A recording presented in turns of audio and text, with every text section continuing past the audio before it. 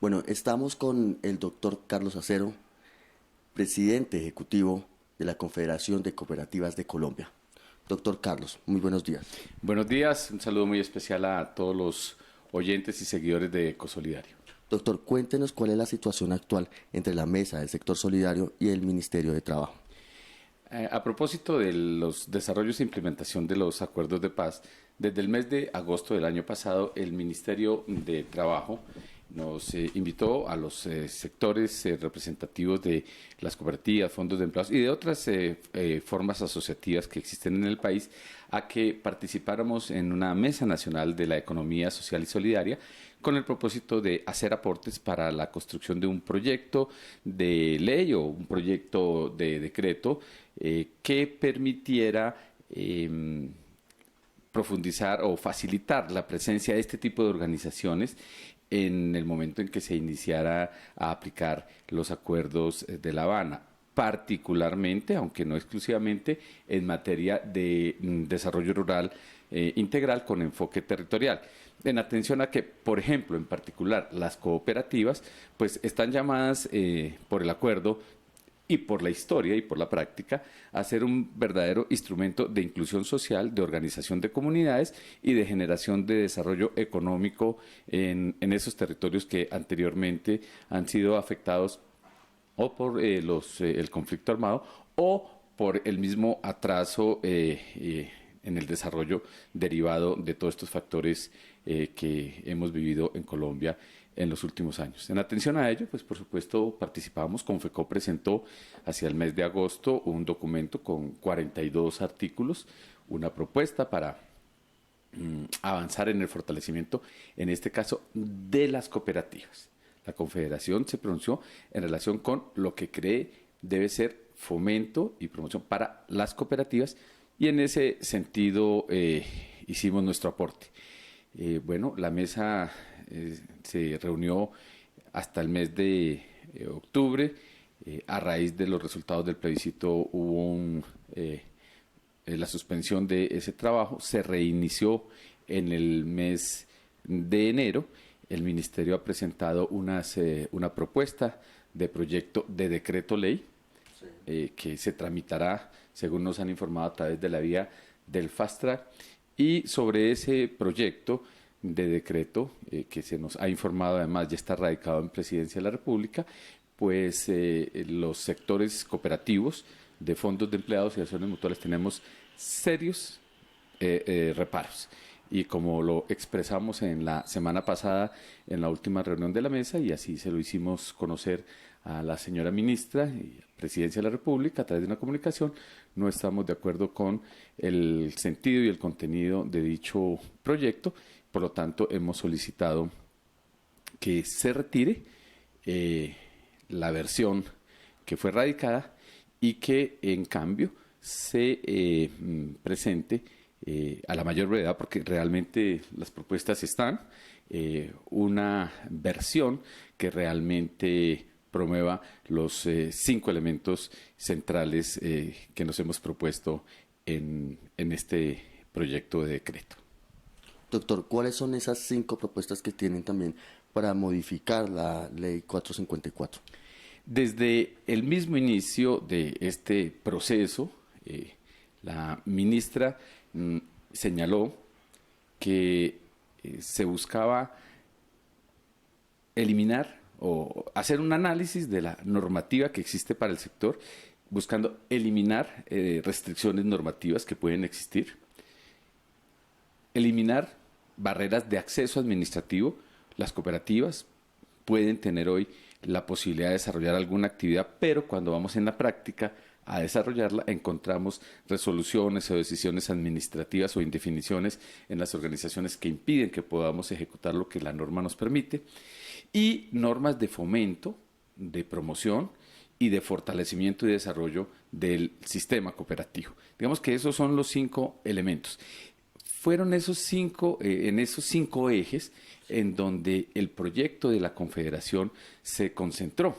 Por ejemplo, en materia de eliminación de restricciones normativas, estamos llamando la atención, por ejemplo, en que debe reducirse el número de personas que puedan crear una cooperativa en el territorio para el desarrollo rural. Proponemos que no se tenga la limitante hoy de 20 y que se vaya a 5. Por ejemplo, en restricciones de carácter administrativo, estamos diciéndole que se facilite a las cooperativas creadas en este escenario la presentación de información financiera o de temas que tienen que ver con la supervisión de manera simplificada, sin que se obvie, por supuesto, sus reportes. Por ejemplo, en materia de promoción y de fomento, estábamos hablando del fortalecimiento de la propiedad colectiva en el desarrollo rural. Por ejemplo, que los incentivos tributarios establecidos por la ley 1819 también sean aplicados por el mismo lapso de 10 años para las empresas cooperativas que recién se creen en los territorios. Por ejemplo, que los costos de registro de las nuevas organizaciones que se creen en estos 10 años también sean diferentes y sean graduales para que haya un incentivo real.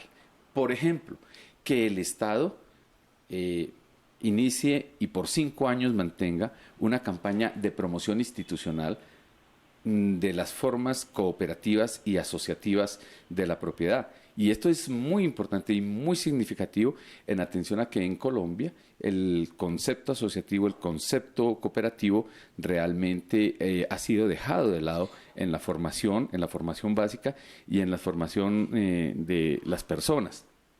Y en este momento en que el acuerdo señala que lo asociativo, lo cooperativo, es de singular importancia para la reconstrucción del tejido social, pues hay que mandar mensajes de construcción de confianza y demostrarle al país, a la sociedad, a los otros actores de la vida nacional, qué es lo que son y hacen las cooperativas y sobre todo los ejemplos de lo que hoy estamos haciendo desde hace 85 años en el país y de lo que el movimiento cooperativo ha sido capaz como transformador y como líder en el desarrollo rural en el mundo entero. Cosas de esa naturaleza fue la que propusimos y que decimos desafortunadamente no fueron recogidas en el proyecto de decreto que se radicó ante Presidencia de la República. Y una última iniciativa que nos parece muy significativa.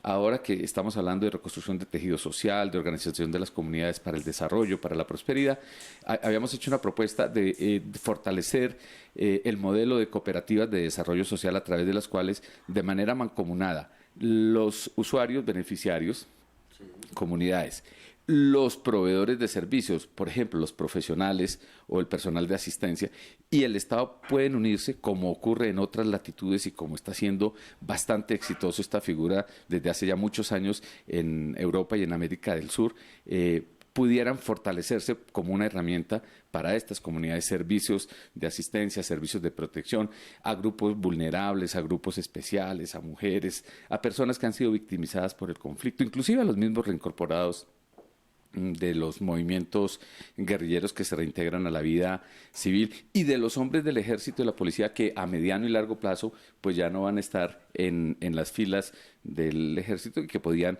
a través de formas cooperativas sociales poder continuar siendo activos en la economía, en el desarrollo local y regional. Propuestas de esta naturaleza no solamente no fueron acogidas, fueron retiradas del proyecto de ley. Doctor, bueno, ¿cuál es la propuesta que tiene Confecop para las cooperativas del sector agrario? Nosotros hemos dicho que al cooperativismo lo que se le tiene que facilitar, o a las formas cooperativas lo que se le tiene que facilitar es la posibilidad de que la gente se organice. A la gente hay que darle esa oportunidad. Hoy crear una cooperativa es bastante complejo. Hacer empresa en Colombia ya es difícil. Formalizarse es un tema muy complejo en virtud del tema económico de este país. Pero hacer cooperativa es todavía más difícil, por eso, porque se dejó de enseñar hace 30, 40 años, porque la gente no tiene esa información sobre lo que es organizar empresa de manera diferente.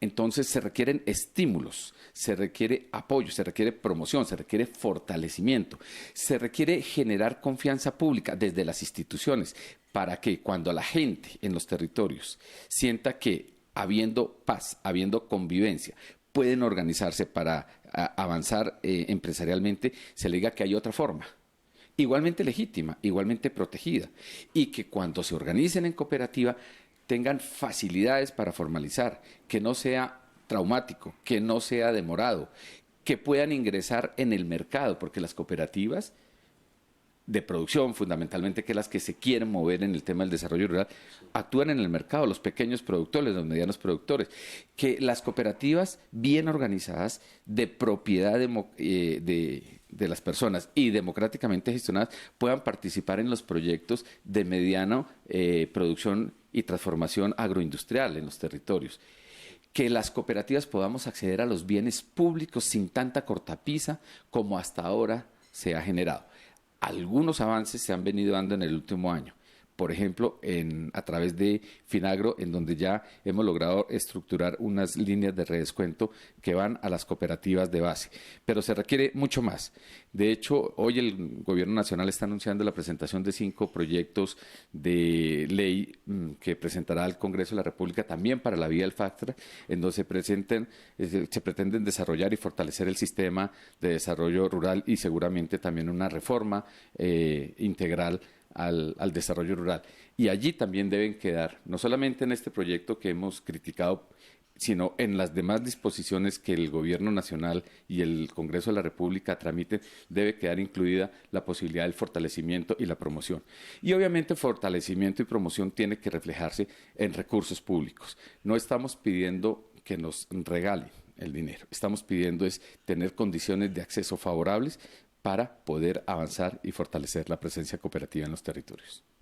Doctor Carlos, ¿usted cree que de pronto hubo una manipulación en el texto que ustedes enviaron al ministerio? Yo creo que cuando el gobierno invita a un proceso de construcción, debe haber amplitud de las partes, tanto del gobierno, que tiene unas iniciativas, unas propuestas, como de las personas que son invitadas a participar en la construcción de esos procesos. Nosotros sentimos que luego de 3 o 4 reuniones que hemos tenido, en donde hemos aportado no solamente documentos, iniciativas, discusión, conceptualización y lo mejor de todo, buena voluntad, ¿sí? Encontramos que en lugar de que el decreto que se presentó a presidencia haya recogido esas propuestas sectoriales, lo que ha hecho es desconocer las propuestas sectoriales. Y aquí quiero ser claro, pero también enfático. Aquí no pierden las organizaciones gremiales, pues pierdes el país y pierde la gente, porque si no hay estímulo, si no hay promoción, si no hay fortalecimiento, si no hay posibilidad de que accedan las personas a organizarse en cooperativas, pues realmente muchos de los proyectos de desarrollo que se estiman deben ocurrir en los próximos 5 o 10 años en Colombia, pues se verán en dificultades serias y severas para que la gente pueda avanzar en la consolidación de la paz territorial. Doctor Carlos, bueno, ya para terminar, ¿hay alguna solicitud al presidente Juan Manuel Santos para que se ajusten los cambios a la realidad del sector solidario, teniendo en cuenta pues las acordes necesidades de los colombianos y la implementación del acuerdo de paz? Por supuesto. El mensaje de los sectores que integramos las empresas de la economía solidaria, valga decir cooperativas, fondos de empleados y asociaciones mutuales, es en qué podemos ayudar. El mensaje al gobierno, al señor presidente, a la ministra, es cómo podemos ayudar a que estos proyectos de ley que están empezando su trámite, pues realmente reflejen las necesidades que tienen las personas para avanzar en el modelo cooperativo, y cómo los mecanismos de estímulo que hemos propuesto son los que deben ser reconocidos. Esto no se trata de hacer un libreto para que no funcione, o de hacer normas que estén llenas de buenas intenciones, pero que en la práctica no puedan ser ejecutadas por los ciudadanos que se quieren organizar en cooperativa o en mutual, o que quieren crear un nuevo fondo de empleados. Nuestra total disposición frente a la construcción de un proyecto normativo, pero que refleje realmente lo que el sector quiere y necesita. es la única manera en que el cooperativismo colombiano, con una política pública claramente definida por el Estado, pueda avanzar como ha avanzado el movimiento cooperativo en otras latitudes, en diversos lugares del mundo, en donde hoy el cooperativismo ocupa un lugar y una posición de privilegio en la satisfacción de las necesidades de las sociedades y de las comunidades. Estamos dispuestos, pues, a avanzar en ese camino en donde el diálogo constructivo y los resultados del diálogo constructivo se reflejen en una norma que le sirve a la gente.